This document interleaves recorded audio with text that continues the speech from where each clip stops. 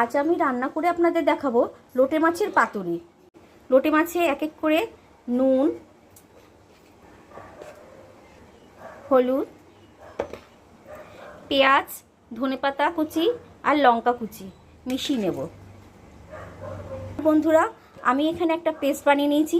শুকনো লঙ্কা, সর্ষে আর রসুন আর আদা মিক্স করে নিয়েছি। দেখুন বন্ধুরা, আমার লোটে মাছটার মধ্যে সব মশলা ভালোভাবে মাখানো হয়ে গেছে। এবার এটাকে আমি আধা ঘন্টা ম্যারিনেট করে রাখব। লোটে মাছের পাতুরি করার জন্য আমি কতগুলো লাউ পাতা ধুয়ে নিয়েছি। এটা আমার জল ঝরানো হয়ে গেছে পাতাগুলোর। আর দেখুন বন্ধুরা, আমি একটা ফ্রাই প্যান নিয়ে নিয়েছি।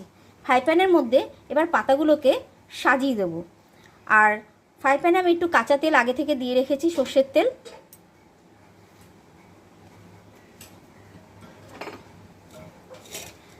আমার পাতাগুলো সাজানো হয়ে গেছে। এবার বন্ধুরা, আমি ম্যারিনেট করা লোটে মাছটা ঢেলে দিচ্ছি। এবার আমি আস্তে আস্তে এটাকে পাতিয়ে দেব। দেখুন বন্ধুরা, আমার ভালোভাবে পাতানো হয়ে গেছে। এবার আমি একটু কাঁচা সর্ষের তেল এর উপর ছড়িয়ে দেব।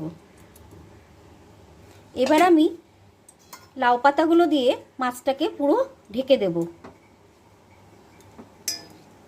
এক একটা করে পাতা নেব আর এইভাবে ঢেকে দেব।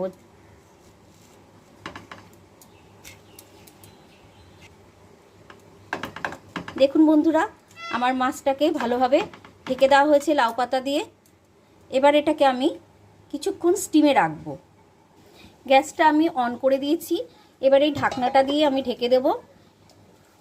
15 মিনিট পর্যন্ত আগে আমি স্টিমে রাখবো। তারপর আমি তুলে দেখে দেব যে ওটা মাছটা সেদ্ধ হয়েছে কিনা। বন্ধুরা দেখুন, আমার লোটে মাছের পাতুরি রান্না হয়ে গেছে।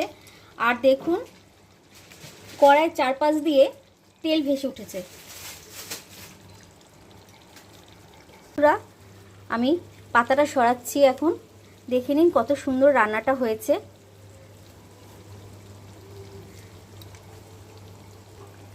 রান্নার ভিডিওটা যদি আপনাদের ভালো লেগে থাকে তাহলে কমেন্ট করে জানাবেন, লাইক করবেন, শেয়ার করবেন আর সাবস্ক্রাইব করবেন। ধন্যবাদ।